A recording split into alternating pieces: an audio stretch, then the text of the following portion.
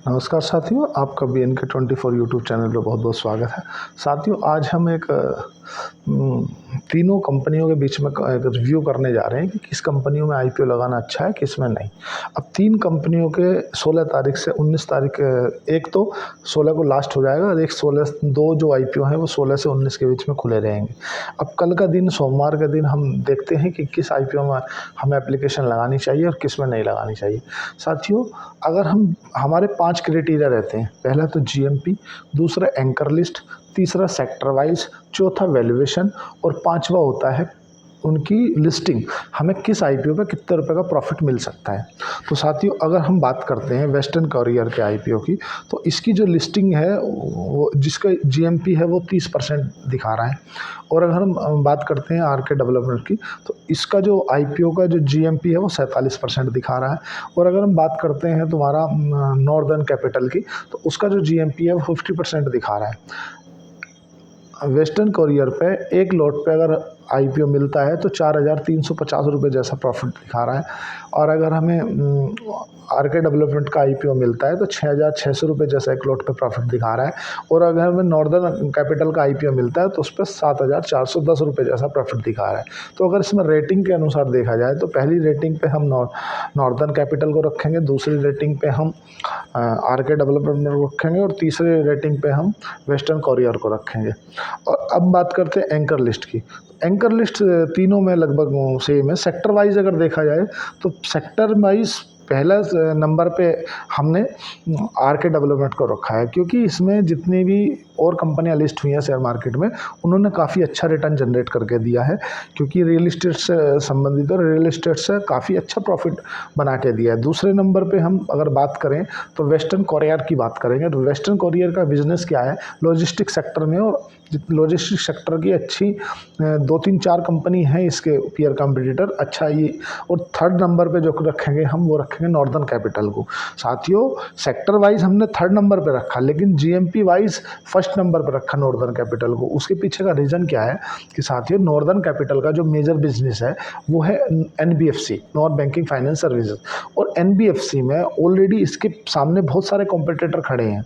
तो हमें सेक्टर भी देखना है। अगर हमें लॉन्ग टाइम के लिए निवेश करना है या शॉर्ट टाइम के लिए निवेश करना है तो हमें सेक्टर देखना बहुत ज़रूरी है। तो हमने नॉर्दर्न कैपिटल को थर्ड नंबर पे रखा है और वेस्टर्न कोरियर को सेकंड नंबर पे रखा है। फर्स्ट नंबर पे हमने RK डेवलपमेंट को रखा है। अब हम बात करते हैं वैल्यूएशन की। तो वैल्यूएशन की अगर हम बात करते हैं तो साथियों, पहले नंबर पे हमने रखा है पहले नंबर पर रखा है हमने RK डेवलपमेंट को, क्योंकि RK डेवलपर जो है वो अच्छी खासी वैल्यूएशन पे आ रही है, सस्ती वैल्यूएशन पे लिस्टिंग गेन मिल सकता है। देखो, 6600 रुपये जैसा एक लॉट पे प्रॉफिट दिखा रहा है, लेकिन अगर अच्छी डिमांड रहती है, इसका सब्सक्रिप्शन ज़्यादा आ जाता है, तो हो सकता है ये लगभग 60-70% हो जाए। ये क्या, तीनों का IPO का रिव्यू इसलिए करना पड़ा क्योंकि इनका तीनों का जो GMP है वो 20% के ऊपर है। और हमारा जो क्राइटेरिया है कि हम 20% से ऊपर रहता है ना, तो ही हम उसका रिव्यू करते हैं। अगर 20% के नीचे है तो हम उसका रिव्यू नहीं करते, क्योंकि हम नहीं चाहते कि हमारी सलाह के अनुसार कोई आदमी का पैसा फंसे। हम ऐसा काम नहीं चाहते।